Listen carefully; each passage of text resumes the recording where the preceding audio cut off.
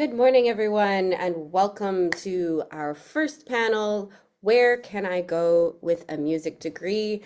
Our first panel, though, is actually just titled, Where Can I Go with a Music Education? We're going to get right into it. My name is Dr. Amy Hillis. I'm coming at you from Toronto at York University. But I am also an alum of NYO Canada, who is our partner this year for this series. And I want to just start by giving a big shout out to NYO Canada for their support in making this series possible. Big shout out to all of you for also attending, for being here today, bright and early, especially those of you on the West Coast this Saturday morning. Thanks for being here. Our website is going to be posted in the chat if it is not already. It will be there a few times throughout today's session. Please do check out that website. That's where you'll find all the information on all our panels. We have two more after today. And that is also where you will find some information about recordings of these discussions if you missed anything, and if you want more information on our panelists. So that is what I am going to introduce now. We have three fantastic panelists today. I am first going to introduce Dr. Marshall Gayman, coming at us from the West Coast. Marshall, thank you so much for being here today. Hi, everyone.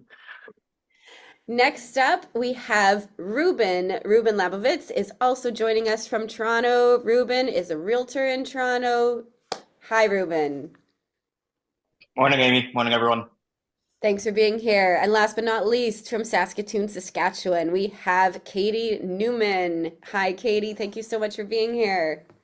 Morning, everyone. Katie, it looks like you're in your office on a Saturday morning. We're I very am. honored, but man, I hope you get a bit of a break after this. So I want the panelists to have their own opportunity to introduce themselves. As I say, there's lots of detail on our website about exactly the names of the organizations, the firms, the hospitals that they're working for. So feel free to check that out. But I want to leave it to our panelists. So starting with Dr. Marshall Gayman. Marshall and I, by the way, went to school together at McGill University in music, and we can get into that later. But Marshall, tell us what you're doing now. Yeah, definitely. So very grateful for the invitation to be a part of the panel with everybody here. I'm a resident doctor, so I'm still in training in the adult neurology program out at UBC. I'm in my fourth year of a 5-year program, and then I'll be nearing like independent practice after that. Um, yeah, my path here, this certainly was not a straight path. I wasn't someone who necessarily set out to become a doctor from a young age. Did multiple different jobs and careers kind of along the way. But one of those is as Amy said, I'm also a tuba player. So I did my undergrad in music performance at McGill. With the late Dennis Miller. And so grateful for my time there. I was also a musician in the Army for nearly a decade. And I was a tuba player with NYO in 2011 and 2012. And so um, I'll leave it at that for now. I think I'm happy to like fill in more of the background later too if there's other specific questions, but Well, congrats for almost being done your residency, Marshall. And we're so privileged to have you here today. Thank you again for joining us. Ruben, what is it that you're up to now? Yeah, so I am in Toronto, where I was born and raised. I work as a real estate broker at a firm called Fox Marin Associates in downtown Toronto. Really, what I do is I help my clients buy and sell homes and make the best decisions possible. Um, like Marshall, not a straightforward path. I'm assuming that's probably like Katie as well. Um, Grew up in a musical family, started playing the cello at 5 or 6 years old, and also went to McGill, where I studied with Brian Manker for 4 years. Left that knowing that continuing in music was not what I was going to be doing, but also had no idea what else I was going to be doing. So bounced around retail, bounced around a couple different home building, project managing and building houses for a couple of years, and then kind of tried to combine everything that I knew and started working in real estate. Thank you so much, Reuben. And what a minefield it is working in real estate in Toronto. So you are one smart Yes. cookie. Thank you again for taking the time to chat with us today. Last but not Yeah, least, happy to. Katie, coming at us from cold, cold Saskatoon, Saskatchewan. Thank Yes. you so much for being here, Katie. Katie, what is it that you're doing in Saskatoon? So I am a lawyer at Mckercher LLP. I work in mostly insurance defense and health law, but I specialize in privacy law, so I try to do that kind of in any area I can. I live in Saskatoon, but I'm actually from Regina. I grew up probably a block from Amy and went to the same elementary school, high school, everything as Amy. And then I did my undergrad at McGill with Reuben. I also played cello and also studied with Brian Manker, and Amy was at McGill at the same time. Um, Teaching actually. But yeah, and also I mean the same as Marshall and Reuben, not a straight path to law from music, but some twists and winds around the way. But yeah, Excellent. Okay, so that you all have already alluded to your experience with music here, your intersections, your twists, your paths, and I think this is not uncommon. And I think it's something that we really have the privilege of getting into today, of how music has been a part of your path. And I'd like all of you actually to just take a moment and feel free to jump in. Maybe we'll start just so Marshall doesn't have to start every time. This time we can start with Reuben. But my question for you is, Reuben, you alluded to growing up in a musical family. Maybe if you can talk about why you decided to take that leap into studying music at a post-secondary institution, in this case McGill, and what what factored into that decision, and how music is still part of your life, if it is at all, and just any other intersections you'd like to touch on in terms of your musical experience. Yeah, so in regards to my kind of background and upbringing, my dad's a violist in the Toronto Symphony. My mom at the time was a music teacher. And so it started naturally. It was okay, you're going to play an instrument. I didn't want to play the violin because my sister played the violin. I didn't want to play the viola because my dad played the viola. So I ended up on the cello. And at that point, kind of going from when you're little, I don't know who actually likes practicing that much when they're that young. So it was a battle with my parents on most days. And then there was a little while probably leading up into deciding to go into music that I really wasn't considering it at all until it came time to actually sit down. I think that's probably like halfway through grade 11 and figure out what you're going to do next. And at the time, I guess I probably just wasn't ready for that chapter of my life to be over. And I wasn't forced towards it. My mom wanted me to probably be a lawyer or a doctor or go to business school. Um, and so, anyways, I decided that no, that's not what I wanted to be doing. I wanted to continue my musical education and have that grow. And that's kind of how I ended up at McGill. It was not, even though I grew up surrounded by music, it really wasn't, this is what you have to do. It was figuring out my own path and then deciding that that actually is what I wanted to do at the time. Thank you so much.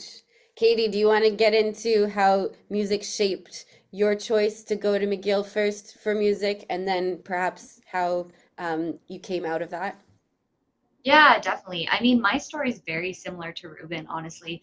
My parents were also both musicians. They met at music school, what is now the Band Center, and so grew up playing from an early age and played a lot. I played in the Regina Symphony Orchestra in high school. Amy did as well.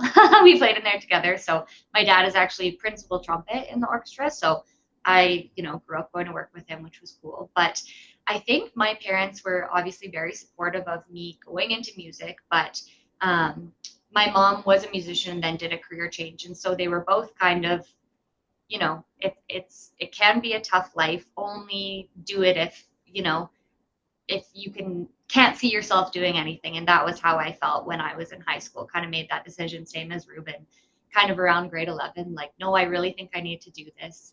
But I was lucky because I kind of had that support from my parents saying, if you're super passionate about it right now, pursue it. You're never going to regret getting an education, and then do something else later. So my mom said, hey, I did it. It worked out well for me. She was a librarian. And so I kind of had that background, knowing that you can transition that way. But yeah, made the decision, ended up going to McGill, had the most fantastic time, honestly got such an incredible education, and did, other things. I did started a poli-sci minor. I didn't finish it while I was there, but it honestly at that point didn't even cross my mind going to law school. I thought I was going to still continue into music.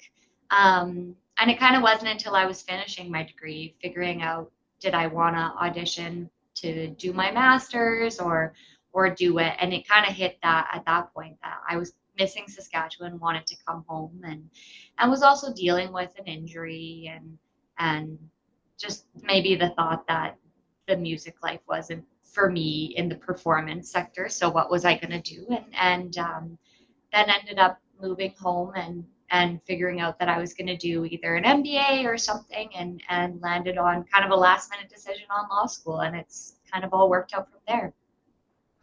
Thank you, Katie. Marshall, your turn. What was your musical journey like? Yeah, so I guess for me, so I picked up tuba not until I was in grade 6.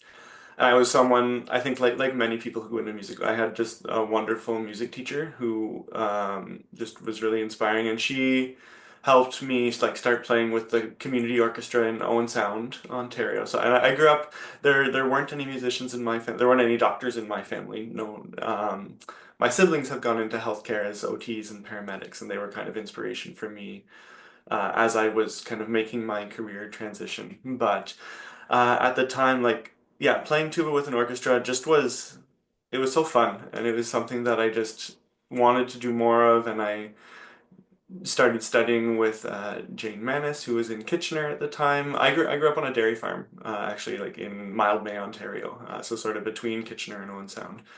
Um, and I knew when I was choosing to go to university that I wanted to do music. I didn't know what I was going to do afterwards. I really didn't know what was out there in a way. But I knew it was something that I needed to learn more about and really wanted to do. I was always doing science things as well. So my goal when I started university was to do a music degree do like a double bachelor's. I didn't end up finishing that, but I started out like doing a lot of pure like physics stuff at the time as well. So going through like undergrad science courses and math. Um, but really, music was my focus in those first 4 years. And then I worked for a few years after my degree. But then the science was always there and something I was still interested in. So I came back. My science degree was still open, and I started doing more biophysics with the intention at that point. Medicine, or honestly, at that time, I was thinking about nursing as well. Was a way that I felt would let me to like combine everything I had from music, but then kind of bring that science back into it as well. And so that's kind of part of the transition process for me. Thank you all for walking us through your own personal stories here. I think there's a lot of people who can relate to your stories. There's also a lot of people who haven't gone down those paths yet and are unsure whether to pick up a tuba as part of their grade 6 band, or unsure whether to then take the next step to maybe pursue a music degree at a post-secondary institution. So we really appreciate you sharing your own experiences. I want to give you guys a chance this is a rather open-ended question, and we'll kind of see where we take it, but I want to give you a chance to kind of blanket answer in any way that you'd like to. how your music education, and that could be as a grade 6 tuba player, or it could be as a McGill student, you take it where you want. How has it in some way informed what you do now? And if anyone would like to start, I can leave that open, but it's kind of the whole beginning of our big question today, which is where can I go with a music education? What can it lead to? What does it give you that is not necessarily tangible, but is something that is lifelong? And as I say, that doesn't need to be limited to the music degree that all of you have. It could also just be your time. As you said, Marshall, you liked the social element in elementary school. You had a great teacher. I think I remember, well, anyways, I don't want to put words in anyone's mouths here, so I'm going to stop talking and just say, does anyone want to start with that big open-ended question? Go for it, Katie. That is such a tough question to answer because there's so much, but I'll maybe touch on something like a bit practical first, is that I think going into music, I mean, whether you start when you're whatever, 4 or 5, when Reuben and I did, whether you start in grade 6 band, as I know a lot of people do, you're going into university or your education with a certain level of like expertise and maturity. And just practically speaking, no matter what you want to do, you're probably going to have very good grades from your music degree. And I think that kind of comes from just you're not entering university having kind of picked up your trombone or cello for the first time. You've been working at it and kind of have those skills already. So I know for me that was very helpful practically in terms of getting into law school or, law school, med school. Any of those kind of professional colleges are quite competitive. And so having that edge, practically speaking, can be helpful. On the other side, I think that I would definitely agree with Marshall that the social aspect is something that I really like. And I think no matter what type of musician you are, and not just through a formal education, but you're used to collaborating with people and playing in different ensembles, different groups, working with some difficult personalities sometimes. And that experience is huge. I mean, for me, day to day, working with clients, with other lawyers, both, as a team in what I do at my firm and with opposing counsel, being able to kind of come at that collaboration from so many different angles is really, really helpful. The last thing I'll say on this is, two more things, but the another practical thing is that as musicians, we have that kind of work ethic and dedication that, we are used to spending that time in the practice room. And for most musicians who've transitioned onto other careers, I think that really helps. Kind of having that, you're able to kind of sit down for a couple hours at a time and really focus on something. It really helped me during law school. It helps me nowadays kind of knowing that you have that chunk of time during the day that's your kind of focus time and you're used to putting aside that amount of time every day. If you can transition that into your career, that's so beneficial. Lastly, I think that the whole point of like music is communicating with people, right? And I think that's the majority of what I do in my day-to-day. I'm a litigator, so I go to court. And so I'm trying to communicate my position to the judge, the other party, communicating to people, whether it's in writing or, through oral advocacy. And I think that experience through a music degree, just trying to figure out how to communicate in different ways, has been the biggest thing, I think, for me, that I kind of have shifted those skills. Thanks so much, Katie. That is so great to hear that those communication skills have benefits as in your own law practice as well. Reuben, how would you like to jump in? Yeah, well, I think Katie took all or a lot of really good points that that I was going to touch on, but it's so true.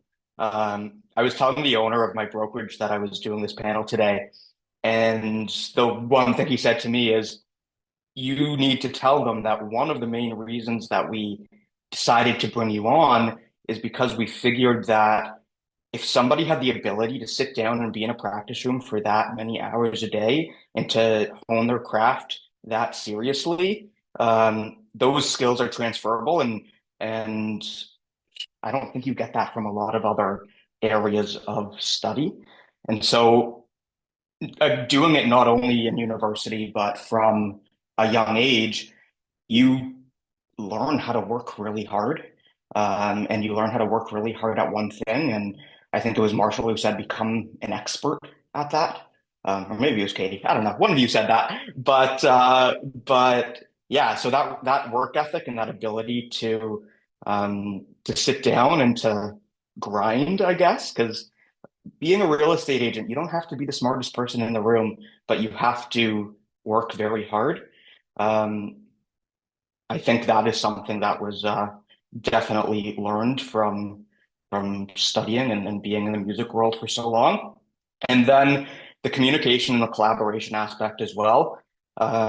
Being in so many different types of ensembles, whether it's yourself in a practice room, whether it's a small ensemble, a quartet, mid-size or a big orchestra, it really teaches you different ways to interact within different groups of people. And that's what I have to really figure out and do on a day-to-day basis. A lot of it is, okay, how do I fit in the office? How do I fit in when it's and figure out what I'm doing when it's just me sitting in front of my desk, or different group sizes of clients. And so just being able to communicate and collaborate with different groups and different people, we were exposed to that from a very young age, and doing all of those ensembles that I did from the time I was 5 years old, or I think I was in my first orchestra when I was six.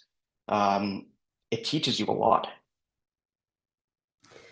Thanks so much, Reuben. I'm taking notes. I'm taking that we've got communication skills, we've got social skills, we've got discipline, the ability to work hard. Marshall, feel free to talk about any one of those skills and add to that list. Yeah, definitely.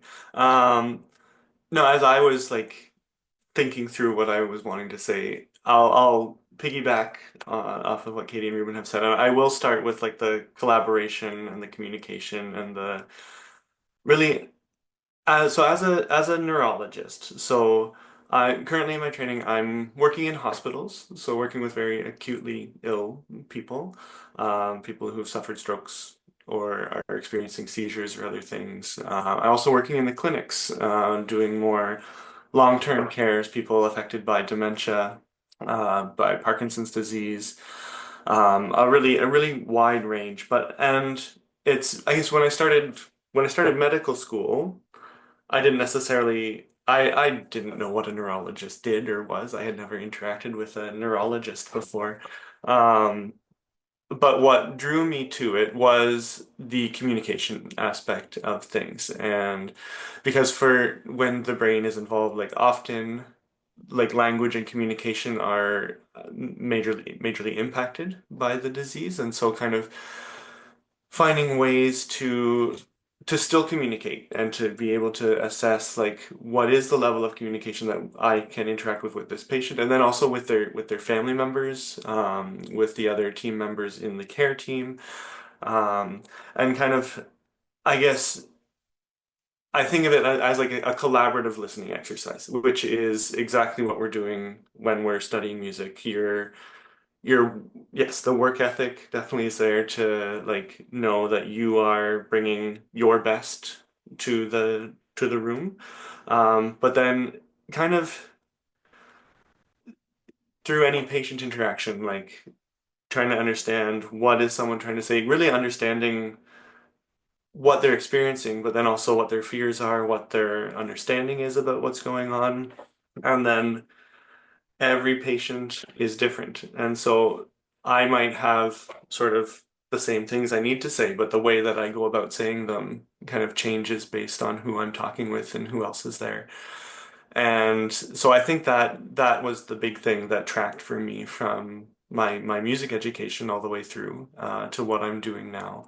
Um, I think one thing I'll add to that is also, I think, just sort of being present, like taking the time, being in the moment, is very important in what I'm doing now, and was something that I worked on. I wasn't always necessarily, I guess, aware of it, that that's what I was doing when I was studying music, but I do remember like being taught and learning that the most likely time I was going to make a mistake in a performance or something was right after I had like done a great job on a solo or a big run that I'd worked really hard on. And so like kind of staying in the moment, as a doctor, we're dealing with difficult things, and we're dealing with different people throughout the day. And so like taking a moment to be present, reorient myself, bring that bring that to each interaction, essentially, I think was also something that really grew out of learning tuba. And so, which again, going into tuba, I never would have thought that's what I'd be saying 10 years later, but here I am. And so, Thank you so much. I want to pause and just give a quick housekeeping reminder to everyone here who is in attendance for the webinar. If you have a question for any one of these three wonderful panelists here, please use the box at the bottom that is a Q&A box. Please do not put questions in the chat if they are for the panelists specifically. Those should go into the Q&A box, and we will leave time at the end of our discussion here today to answer your own questions. So there are a few things that all three of you touched on that I'd like to dig deeper into, if that's okay with you. The first one is this idea of collaboration, and specifically in ensembles. And it just so happens that our partner for this whole series is none other than NYO Canada. And that is an orchestral ensemble that is geared towards young musicians in Canada. And whether it's about your involvement in that ensemble or just any ensemble, it doesn't need to be an orchestra. It could be also playing in chamber music, or it could be something else that I'm not listing right now. Again, it doesn't need to be also as part of your music degree, but I would love for you to talk about what you've learned through ensemble work, whether it's in elementary, high school music training, music education, if you will, or as part of your music degree. I know you already talked about this collaborative aspect, but I also would love for you to think about and let us in on your thoughts on why playing in an ensemble is just important for one's social growth. What does that do to a person, even if they are not going into music, even if they know they don't want to be a professional musician? What is important about one's social growth for by performing or playing, interacting with others in music? And again, I'm going to let anyone jump in here if you have a quick response to that. Otherwise, I'm also happy to navigate. I don't want to monopolize the conversation, but I performing, I played in a lot of different orchestras, but I think that NYO was probably the most incredible experience for me. And a lot of it is just meeting a bunch of new people and getting to know and interacting with people that you would normally, not meet or interact with. And I mean, I think kind of opening your social circle to people that you would not, maybe perhaps not normally gravitate to. That I think part of music education, and whether that be your degree or playing in orchestras, is a lot of it is life experience, and having that, you're meeting people from different cultures, different backgrounds, not just in your kind of everyday bubble.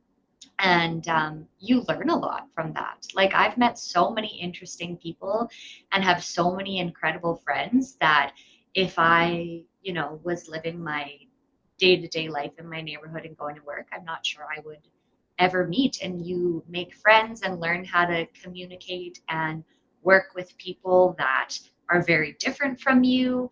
Um, I think that's been the biggest thing, that I've just met incredible people that I don't know I would ever come across if I hadn't been kind of put together with them in an ensemble. And people, like, I have friends across the country. I have friends from different countries, not just from NYO, but from other summer programs and stuff that I've kept in touch with, and that, you know, have either moved on to other things or musicians, and you just, you're building your network.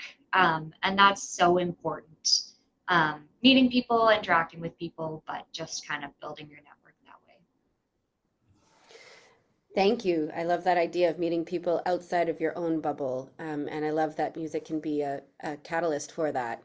Marshall or Reuben, Uh, go for I it. think thinking about like ensemble work, both chamber ensembles and orchestra, I think Katie said it's like good life experience. I think it's good. It's really good work experience. Like if you thinking back to the quintets that I played with through university, but then also I was involved in like trying to set up a quintet when I lived in Toronto for a year.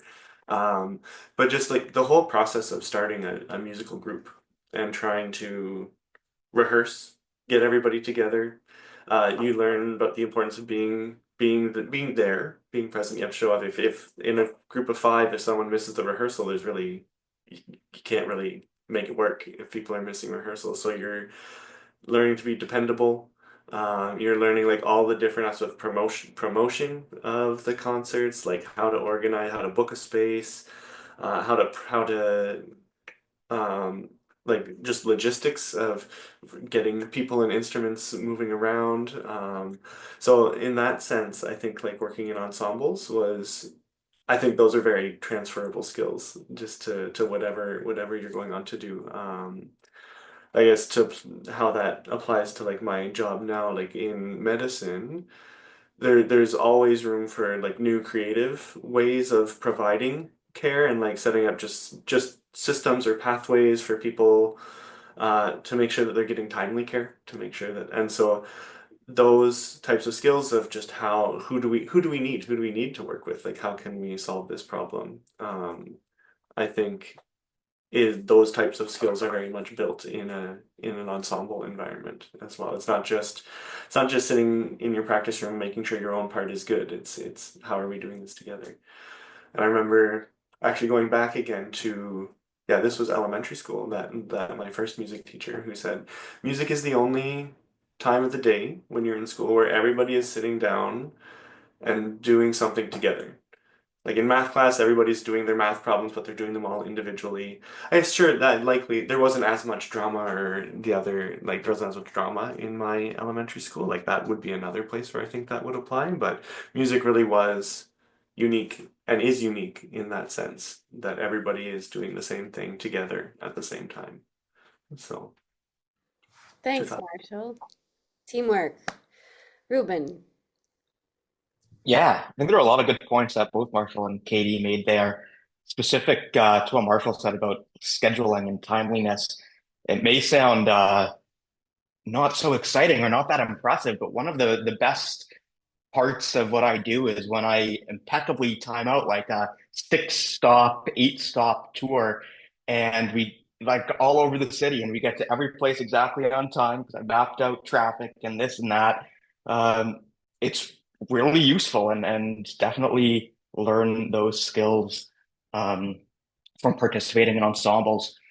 And then I guess also in terms of kind of interacting and being in, let's say, an orchestra, not only do you meet a lot of really good people, but you kind of figure out, especially when you're starting at a younger age, how to interact within a group and how to kind of find yourself and figure out where you are and where you can kind of weave your path both individually and with other people, whether it's in your section or the larger orchestra. And like Katie said, meeting people like, I don't know if maybe your high school has a strings class and a band class, but then an orchestra, it's all together and you wouldn't necessarily know the tuba player. And you'd only hang out with the cellists. Yeah, it's really good for just helping, especially more youthful people kind of form their path and figure their way out and through their teen and early 20 years. Thanks, Ruben. So we've talked a lot about these very tangible, soft skills, if you will, of learning how to, work with people, teamwork, communicate, collaborate, be disciplined. Here's one I'm going to throw in there, and I'm curious how you use your creative skills in the work that you do today. The reason I'm asking that, or it doesn't even need to be in the work you do today, but just you feel like you are a fuller human being because you have these creative skills from your music education. Now, part of the reason why I'm asking that is because there's so many experiences for young people, especially if we're talking in elementary school, of things that they can get into, right? They can be on a math team, they can be on a sports team, they can be in a band, and often not all of those allow time for everything else. And I am certainly not someone to say that you have to choose one and stick with it. Um, but my question for you is, what specifically about music education, or you could apply this to all arts, let's say fine arts education, that creative element that, let's say, you don't have at least as explicitly by being on a basketball team, but about making music, whether it's with others or with just yourself, the creative element, how has that translated? How has that helped? How has that maybe hindered? I don't know. Your adult lives, the work you do, the people that you are now. I know this is kind of a more abstract question, but I do think it's one worth discussing. So, Marshall, I don't know if you want to get us started with this one. Yeah, I'd be happy to. I think I was saying in my last one, like that there's always new ways to try to provide care. And so I've been inspired. There's a few doctors that I've got to work with here. Medicine can be siloed. I did choose a specialty, not a general. I'm not a generalist at this point, although that was something I thought I was, that's what I thought I was going to do when I started. But even within the specialty, like there are multiple conditions that people come in with that require the care of different specialists and their generalist and their family doctor. Um, and so seeing I've been able to like observe and participate in some of the like new clinics essentially where the neurologists were saying like, oh, I'm seeing this person. I'm always sending them off to the other doctors and it takes more time. The things get passed around. And so they've actually started doing like joint clinics with the other specialists where they all book their afternoon.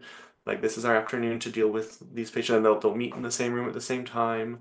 Everybody will get to meet the patient. They'll kind of be able to come up with a plan on the spot.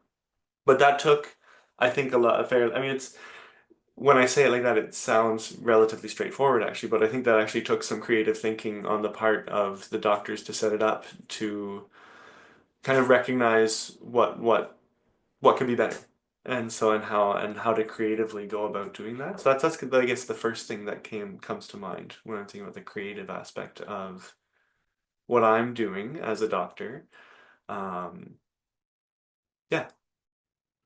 Do you mind me pressing you on that and asking, because I love this idea of not only problem solving, but finding new creative ways to go about doing something that maybe has been done before, but there are other ways, alternative ways.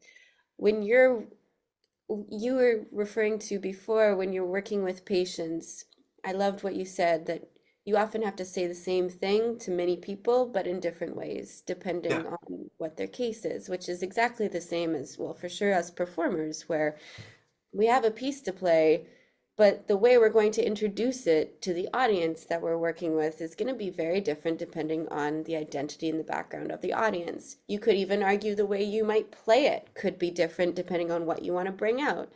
Um, I'm I'm wondering, in terms of the work that you do, specifically working patient to patient as a neurologist, as someone who is uh, finding ways, the best ways of treatment for this patient, and you're constantly having to take all these different factors and information and variables and come out with, you know, your way of moving forward, or treatment plan, whatever that might be. I'm wondering how it might be something that maybe you haven't, I don't know, thought about explicitly, but how that element of creativity, as opposed to just simply, objectivity, fact, uh, retrieval and recognition, but how that creativity plays a part in that part of your work. Yeah, definitely. That is a big part of what drew me to neurology specifically, is that was there are fields of medicine where things are relatively like, this is what's happened, this is what you do next. It's a more of a straight path, but um I think the big things I think about, and it actually, I mean, it's, you can't extract it from kind of the teamwork aspect, because a lot of these communities, or let's just to stick with communication, we work with occupational therapists, we work with speech language pathologists, and so they have skills that I don't, and understanding that I don't. And so like often it's a really nice part of my job to work with them, to see when people like how to use nonverbal communication and different ways of doing that, and kind of the creative ways that work for that individual. And also, I guess, yeah, I don't have a specific example, but just thinking of when we're, as a doctor,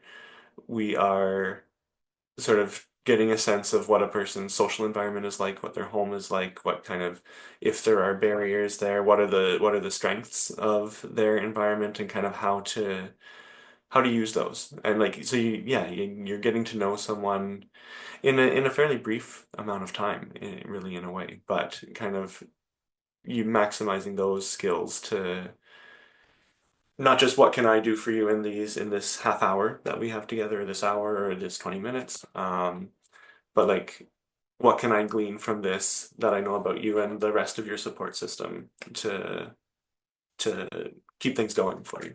Yeah. Thank you so much. Reuben, I'm going to give you a chance to tell us how your creative skills through music education have assisted you today. Yeah. When you're working in real estate, you kind of have to do everything. You have to find your clients, you have to market, you have to do work with them, close a deal. Like it's everything. Um, I am really not good, and to be quite frank, not interested in marketing myself. And so with that being said, I joined a brokerage, I joined a firm that takes care of 95% of that for me, knowing that that was not a strong suit of mine, and quite frankly, not something that I wasn't really that interested in. But there is a lot of creativity and really problem solving that goes into the day-to-day of what I do, and specifically in the client interaction. And kind of answering that second question, a little bit of what you asked to Marshall, how I approach a conversation, or how I won't choose to display information to a 35-year-old engineer is going to be very different than how I choose to communicate or display information to a retiree who is a teacher, or whatever it may be. Different age groups, different demographics and backgrounds, is really where my creativity and kind of problem solving comes in. Or it's even, how do we, if I'm working with another party, with an agent on the other side, okay, how are we able to work together to come up with a solution that ultimately is beneficial for both parties? Because really, what we are here to do. It's not like you see in TV shows, and it's screaming on the phone and hanging out on the beach. It's really just a lot of problem solving and communication, collaboration, both with our clients, with other agents, that goes into what I do on a day-to-day basis. Thanks so much, Reuben. Katie, I want to give you a chance to answer this question about creativity. Yeah, I'm busy here. Like, I'm taking notes. These guys have such good things to say. I'm like, oh, I should use that. Yeah, I would echo, I mean, both of what Reuben and Marshall said. I think that my entire job is basically problem solving. Like, the law isn't black and white. I live in the gray. And so it's a lot of times people coming in, and especially working in litigation, people have a dispute or have an issue, and it's my job to figure out how to solve it. And so I think that, you know, growing up being so involved in music and then being trained in music, I think you've conditioned your brain to kind of explore those creative options and maybe think outside of the box or approach a problem differently than maybe other people have. I think, I mean, especially when I went into law school, I think that as a musician, you have kind of a different outlook on things and a different way of looking at things or perceiving things. And I think that it's a huge skill that, you know, you can kind of take a situation, and I think musicians are great at looking creatively for a solution or trying to figure out different ways to approach it. Thanks, Katie. I'm actually going to jump into the Q&A because there's actually a specific question for you, Katie, which is Oh, kind of tying into exactly what you're already talking about here. This is a question from one of our attendees. They ask, does being a musician help you think like a lawyer? Also, what types of musicians make good lawyers? It's a bit open-ended. I think you can kind of take it where you want with that. I think that's a great question. Um, Being a musician has definitely helped me, especially as I'm a litigator. As I said, I go to court. And I mean, it's definitely not like what you see on TV. I'm not like living out my life in suits, but there is definitely a performance aspect of it. And while we're sitting here talking, maybe it's just seeing Reuben, but I'm like reflecting back to my final recital and trying to play Bach's Fifth Cello Suite on my recital when it like wasn't quite memorized, but just kind of pulling it out and having the confidence to do that. I think back on that so much. Like, if I can do that, I can do anything. But no, just I think having that kind of, you can turn it on. Like, we know how to perform, we know how to be focused, we know how to apply all of our hard work to that moment. Like, whatever the 2 hours you're in court, you're on. You can recall all of your preparation. You can um, really be so laser focused and attuned to everything you're doing. Um, what type of musician makes a good lawyer?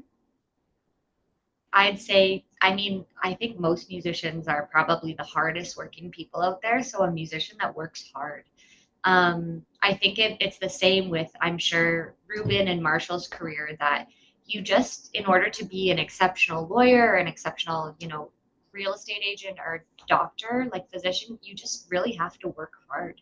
And it's the same with musicians. Like, if you're willing to put in the time and the effort, you're gonna likely excel at what you do. And if you're open to, learning different ways, talking to different people, learning from different people, you're going to excel. So I think a musician that kind of is really focused and works hard, that's the exact same thing as what you do in law.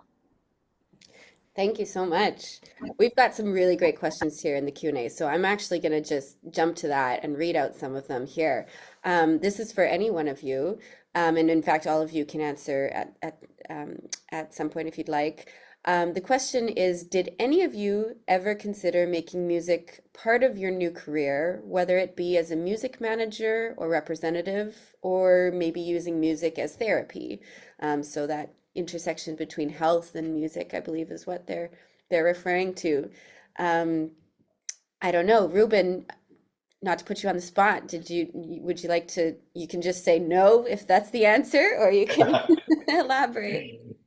Yeah, I think the answer probably is just no.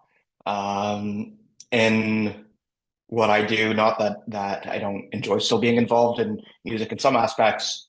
It's just I need to be very focused on what I do, and I don't think that that connection would necessarily be there in what I am doing in my day to day right now.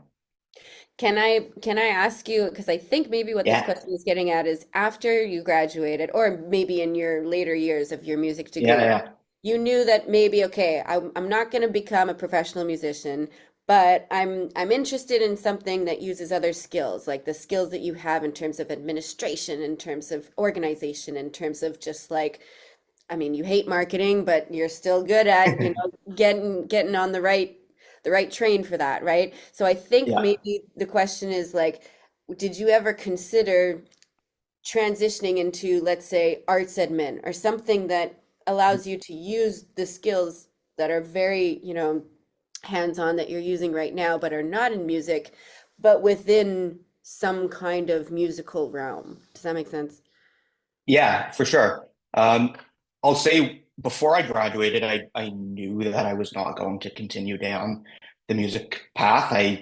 Going into my last year of school, I was like, okay, I'm going to finish my degree and then I'm going to figure out what is next.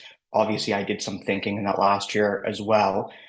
And once I was done with school, yeah, absolutely. Like I was considering, okay, maybe I still want to be involved in this world. Maybe it is arts admin. And to be quite honest, those opportunities were not there. I had a lot of conversations with a lot of different people at various organizations, large and small. And kind of what I said, and this is actually how I got into real estate. I was basically like, I don't really know anything. I will give you everything that I have. I will work for free for X period of time in order to learn. And then maybe something comes out of this down the line. And I had a lot of those conversations with a lot of different arts organizations. And the response that I kind of always got was, that would be great. We just don't have any opportunities available. And we don't have anything like that or even any lower level, entry level jobs that we have that need to be filled. And so I especially even when I was working in retail, I also continued having a lot of those conversations. And yeah, those opportunities just weren't there. And so after a while, I stopped trying to pursue them. Thanks so much. I really appreciate your honesty in painting that picture because I think that's really, really interesting and important.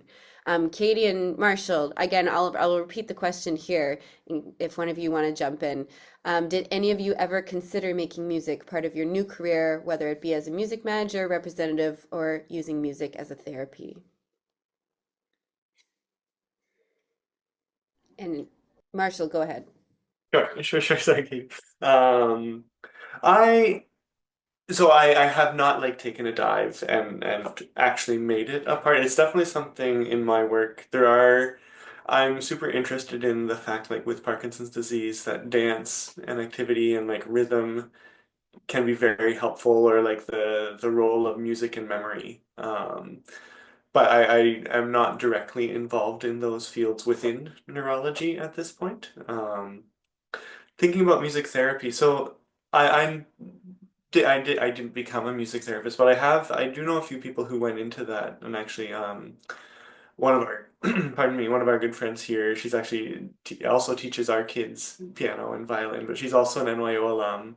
Her name's Nadia Petru, and she is a music therapist here in Vancouver. and loves her job. And like it's so interesting to hear what she does with kids and for kids, with that background. So that's, and I guess before Katie goes in, I don't know if Katie, I'm excited to hear if what your answer to this question is. I do know one of my friends from undergrad is now like an intellectual property lawyer in San Francisco, where he came from, and so I know one other person who has taken law and like incorporated that aspect of their music background into their law career as well. Thanks, Marshall. Katie, if you have anything you want to say to that.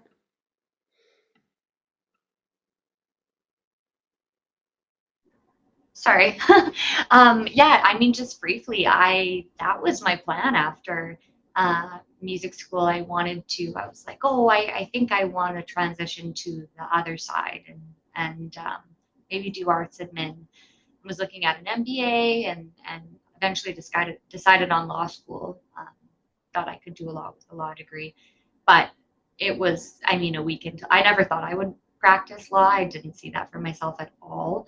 I thought it was quite boring, actually. And then I got into law school and started doing it and just absolutely got hooked. So that was my first kind of, oh, I'll work in arts admin. I would love to be involved in that way. And so obviously I mean, do that as part of my work, but I think that as a lawyer, there are so many opportunities. Like I'm on the board of Sask Music, on the board of directors. There's lots of opportunities to sit on boards and be involved in that kind of stuff, just kind of on the side or as part of my community involvement. So still kind of keeping in touch with that side, but not doing it as part of my career. Thanks so much.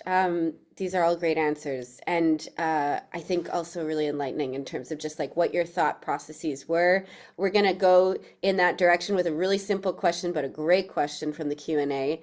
Your thought processes between finishing your music degree and going in a different direction, non-music related. The question is simply, was it scary switching life paths from musicianship, from making music basically be your full-time thing to making it not be your full-time thing? I know it's still a part of all your lives and we can get to that in some way, but that switch, was that scary? And maybe if you want to talk about what that looked like, go for it. But the question is just, was it scary switching life paths? Marsha, I mean, oh, no, go for it, oh, Katie. sorry. I don't want to jump in, but like, yeah, it was probably the scariest thing I've done. And it made me really sad, to be honest, because I didn't know, I mean, to what extent I would be involved in music. And now I think I found a great balance, but it was really scary. It's tough when you've been involved in something for so long and really like excelled at something and feeling like, you're at the top of your field to starting over and starting something you're not good at. It was really scary. Was it worth it? 100% for me, but yeah, it's really tough. Yeah, and just leaving that community too. I mean, I think we all, to some extent, grew up in a music community, and it's such a special, strong community that having the idea of leaving that and trying to like introduce yourself to a new community, very scary. Worth it, but scary. Thank you. I'm trying to see who's ready. Reuben. I'll mimic Katie in that, well, in half of what you said. I didn't Personally, I didn't find it to be scary because I knew that that chapter of my life was going to be over, and I was okay with that. But I would say what Katie said, it was definitely sad. There's definitely something that there are a lot of emotions involved, and you do this for so long, so intensely, and then all of a sudden you're not doing it anymore. So not so much scary on my end, but definitely emotional, I would say. Thanks, Reuben. Marshall, anything you want to add? Yeah, no, for me it was a scary process as well, like Katie. Because we like I at that point I had put many years into like excelling and exploring different areas of music as well. I did do some arts admin work. But I think what part of my thought process at the time was that I did always have this love of science, and like there was something else calling me still at that time. I think kind of how I dealt, and like certainly having the idea to go into medicine, like there were no guarantees for me at any step along the way, and so I guess the way I had a lot of support. Like my parents were very supportive. Like my wife has been so supportive this whole time as well. We had already had our first kid at the time, and so I made multiple plan Bs and Cs and Ds. And like if medicine didn't work out, I was going to go into nursing or come back to music if that was an opportunity that presented itself. So. Yeah, I think that's how I dealt with the uncertainty during the transition was like trying to have multiple different options that like if something whatever path happens like it was kind of in a way like which door opened at which time. And so I'm very grateful that I had the opportunity to go into medical school, but like there are multiple different past versions of my lives where I would be doing something completely different, I'm sure. Oh, this is so interesting. And I'm gonna just segue this into a question that talks about what you were just saying, Marshall. This is another question from an attendee. They say, I'm thinking about making a transition into a different career. What's a good way to find out what else I'm interested in besides music to pursue as a different career? So this whole idea of, okay, you know you love music, you have this feeling that for whatever reason you want to do something else. What's a good way to figure out what that something else might be? And feel free to just also, talk about your own journey with that, because I'm sure there's no one solution to this. Um, I'll yeah, start. go for it, Marshall. And then I think just talking to people, trying things out, like getting hands-on experience. I mentioned previously, like I was inspired by my siblings. Like one of I've got a brother who's a paramedic and a sister who's an occupational therapist, and so chatting with them about the work that they do. And I guess in a way, kind of that path for me, I had those interests as well in the sciences in medicine. So like, kind of assessing what else drew me, what else I guess yeah, what seemed interesting, I guess, was how I went about it. I didn't Many people do lots of shadowing and things. I didn't do so much shadowing before going into medicine. But that's certainly an option if you can find people to connect with. Thanks, Marshall. Ruben, do you have anything you want to add to that? Honestly, no. I think Marshall kind of hit on a lot of points. I think it really is just talking to as many different people as possible and trying out different things. And personally, I was lucky. It sounds like Marshall did that maybe 5 or 10 years after I did, having a kid when he started in medicine. But I was fortunate to have support of my parents, and I finished school and I moved back home and I was living rent free. And so being at an age where I could do that, and that allowed me to try a whole bunch of different things and figure out what I was going to do next, um, was, in my case, necessary. Thanks, Ruben. Katie, any advice? I mean, both of those are that's really great advice. I think the only thing that I would add is just think about think about what you're good at. Like, what are your skills? And also, what do you want your life to look like? Do you like the kind of hustle and bustle of being a musician and, maybe teaching and doing a couple different things? Or do you really just want, a more kind of steady, stable thing? Like, what do you want your lifestyle to look like? For me, I couldn't imagine having a job where I didn't really interact with people. Like, that was huge for me. I'm so extroverted. I love the social part of being a musician.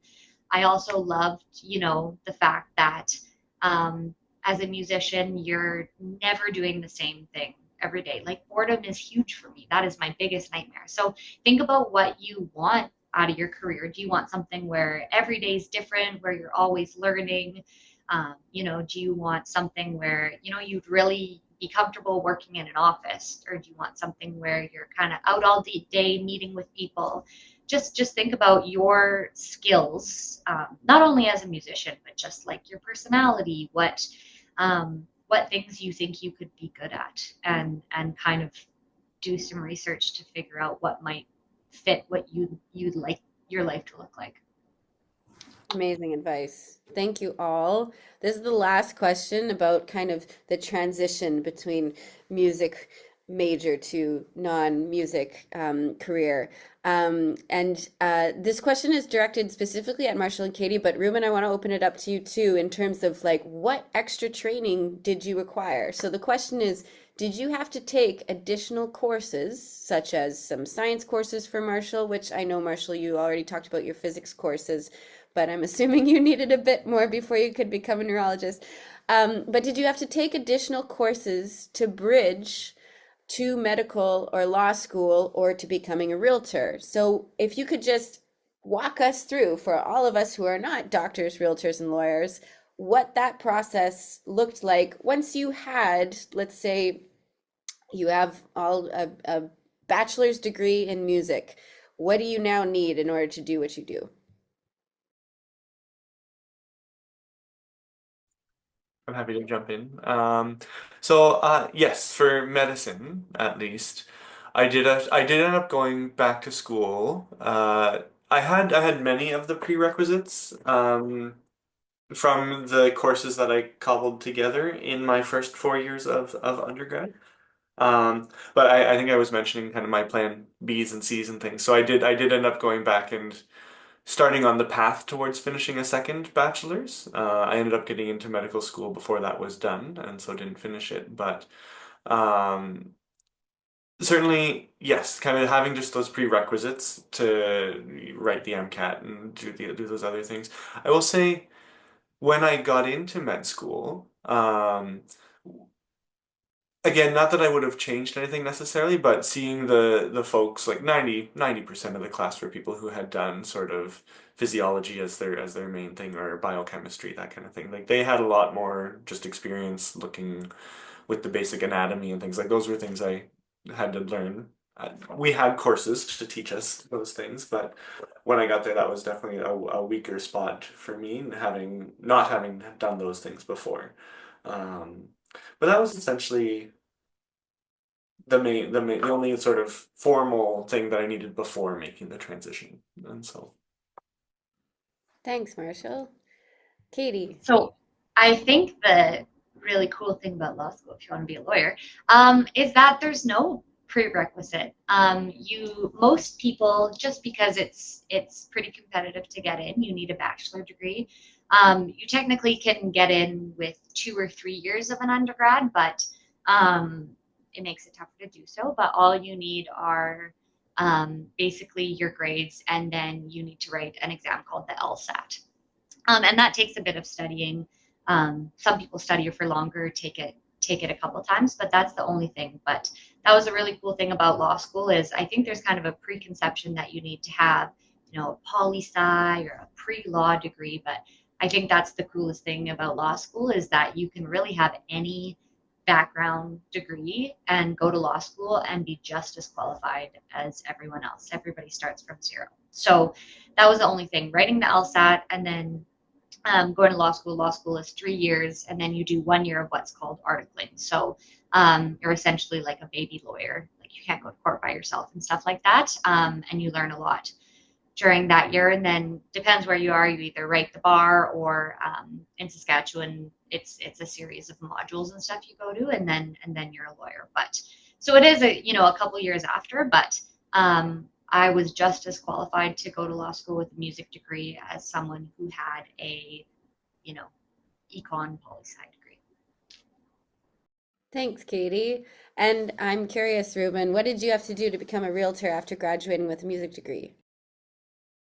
So, and I'll try not to go on a tangent about what's wrong with the real estate industry, but it's way too easy to become a real estate agent. It just is. You don't need any degree at all. You can do it with a high school diploma. If you don't have a high school diploma, you can take a proficiency test, and that would allow you to take a series of online courses. I think there are 5 or 6 of them, that you're just sitting down at your computer, and then you go through them, and at the end of each course there's a test that you have to take, and I think you need 75% to pass and move on to the next one. And to be quite honest, you don't learn a whole lot by taking those courses. And so I think real estate should be a lot more like what being a lawyer is. And I think that there should probably be a articling period or something like that. And that's actually what I ended up kind of doing, because I came out and I was like, okay, I don't actually know how to be a real estate agent. Sure, I know what some forms look like and I can explain them a little bit, but if I had a client, one, how do I get a client? Two, how do I, once I have a client, what do I do? I don't know. None of that was taught to us. And so essentially I did. I went from that, and then I joined the brokerage that I'm still at now. And like I said earlier, when I said I explored arts on men, I kind of said, hey, look, I will do anything. Like, here is my time. I want to learn, so teach me. And that was very beneficial for me. I'm sure it was somewhat beneficial for them as well. And I think it's really why I have been able to do what I'm doing now, because the barrier to entry to real estate is very, very low. That's super interesting, Reuben. Thank you so much. Yeah, it really helps to see how these journeys actually take place, what they actually look like, not just kind of pie in the sky. Oh, what if? It's really interesting to hear all three of your stories this way. Okay, so getting back to kind of the music education role in your life. This is a question from Sharon McCleve, and actually, this is a two-part question. She says, first of all, thank you for sharing your important thoughts, panelists. I enjoyed your input very much. 2 questions. I appreciate how music education supported your non-music career trajectories, but could you have succeeded in your careers without music? In other words, did music give you your current opportunities, or did it merely support you in the development of transferable skills? Then the second question is a fun one that frankly a lot of people in the Q&A have. Do you still engage in musicking activities as a hobby? Thanks again. Who would like to start this one? Katie, I see you reaching. Sure. I'll start us off. That's such a, I'm trying to think if I would, I don't think I would be here if I didn't do a music degree. I'm not sure. Maybe I would have ended up in law somewhere, but I honestly don't know what I would have done my undergrad in, and if it would have led the kind of same path that I had.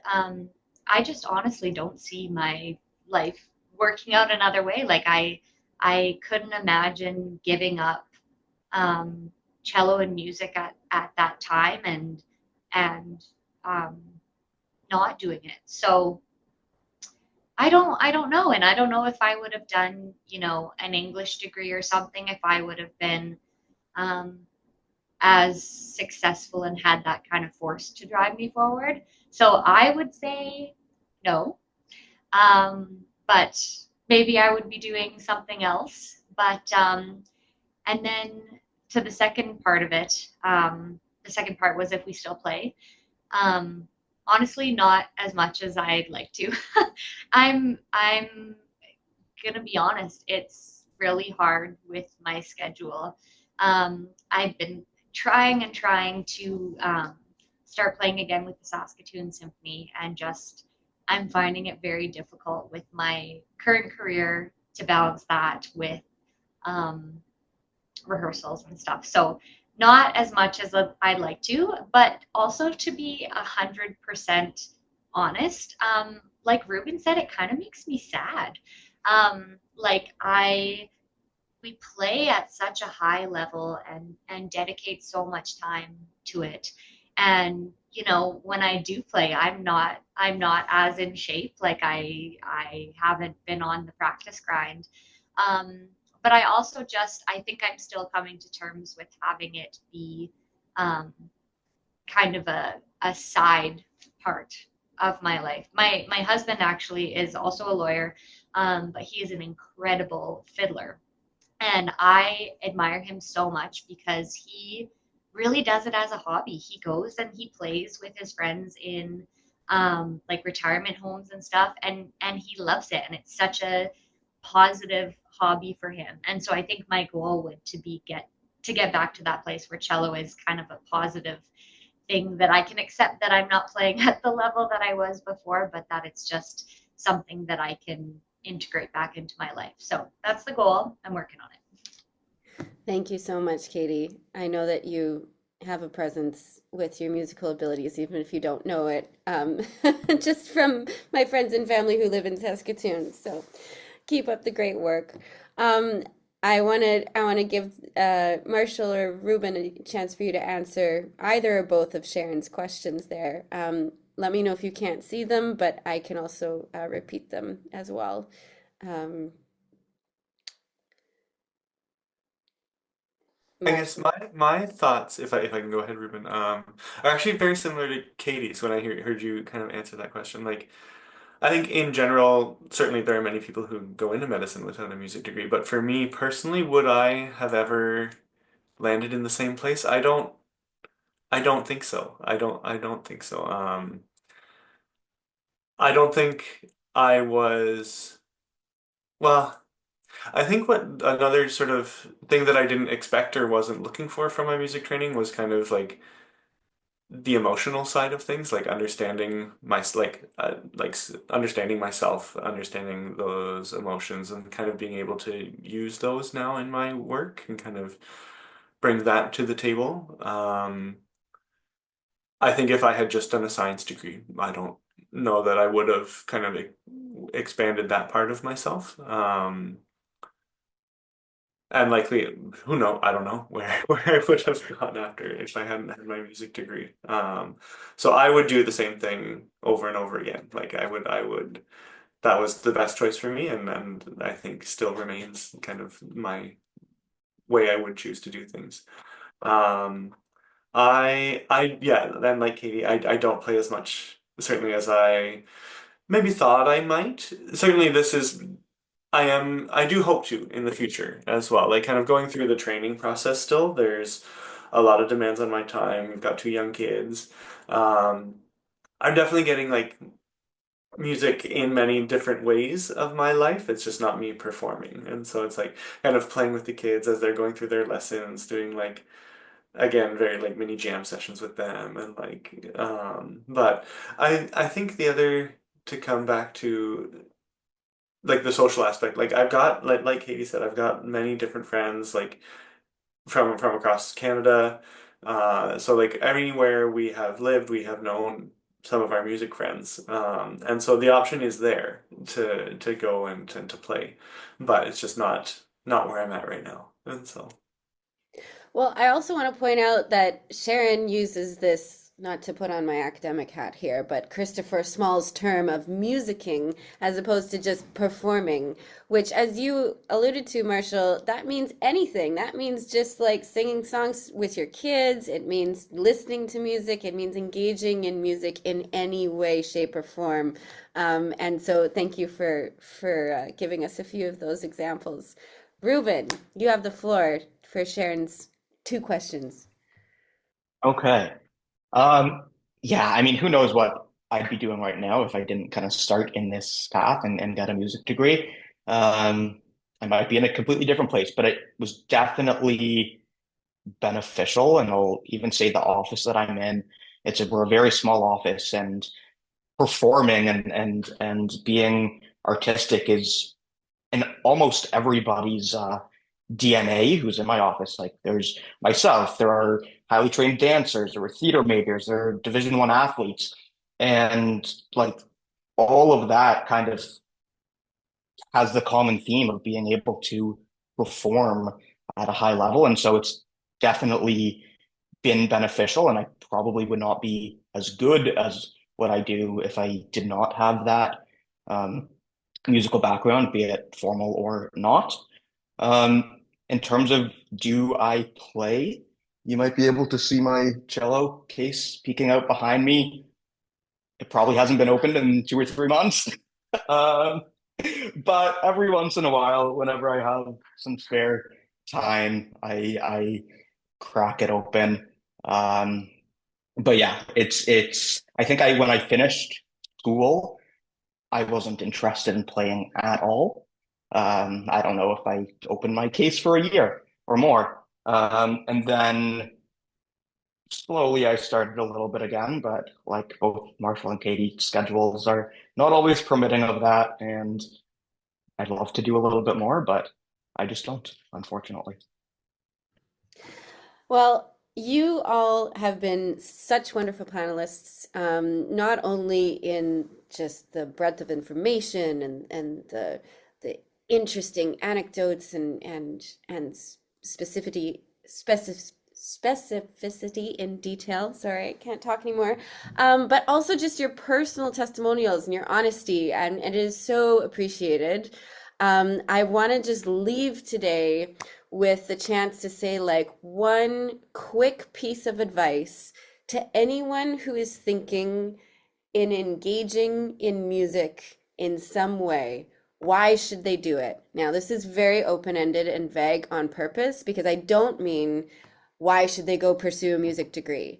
I mean, why should they, whatever stage they're at in their own relationship with music, why should they sign on to that school band in grade 6? Why should they test out a jazz band in high school? Why should they take that next step and become a music major in university? Why should they take a different step and just become someone that has music as a hobby? So this is very open-ended, but why is music a good thing to have in one's life? Or what kind of advice would you say to someone who is perhaps second guessing the importance of a music education, if you will? I'm going to give you guys a chance to think about that. In the meantime, I just want to say a big thank you to our sponsors. Long and McQuaid is our one of our presenting sponsors, as well as our whole webinar sponsor, NYO Canada. Thank you so much for your support. I also want to give a reminder of the upcoming webinars that are happening next Saturday and the following Saturday. Next Saturday, we have session 2, which is called Musical Entrepreneurship, Building Your Own Projects and Organizations. These will be featuring Michael Bridge, Miki Sawada, and Arya Umazawa. That will be on February 1st, same time, same place. By the way, you do not need to register again for the Zoom. You can use the exact same link that you used today to access future webinars. On February 8th, we have our last webinar, and it is called A Day in the Life, Navigating the Demands of a Music Career. This is with Philip Chu, Adam Ciccoletti, and I believe, well, our third guest is a best kept secret, but it will be promoted shortly. So I'll leave that to you to watch for that news. But I want to thank everyone for attending here today.